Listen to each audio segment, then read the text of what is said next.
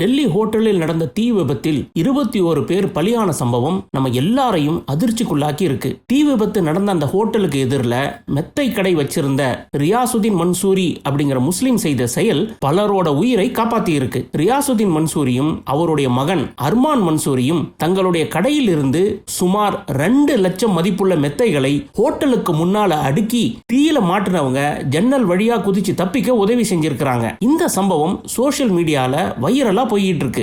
இதை பத்தி டெல்லியின் முன்னாள் எம்எல்ஏ சோம்நாத் பார்த்தி சொல்லும்போது, சிபிஆர் முதலுதவி செய்ததிலிருந்து மெத்தைகளை போட்டு பல உயிர்களை காப்பாத்தினது முஸ்லிம்கள் தான். உதவி செய்யும் போது தீயில மாட்டினவங்க ஹிந்துவா முஸ்லிமான்னு பார்க்காம உயிரை காப்பாத்துறதுக்கு இறங்கி உதவி செஞ்சாங்க. இதுதாங்க தேசபக்தி. இந்து முஸ்லிம்னு சொல்லி மக்கள் மத்தியில பிரிவினை ஏற்படுத்துறவங்க இதை பார்த்து வெக்கப்படணும் அப்படின்னு சொல்லியிருக்கிறாரு.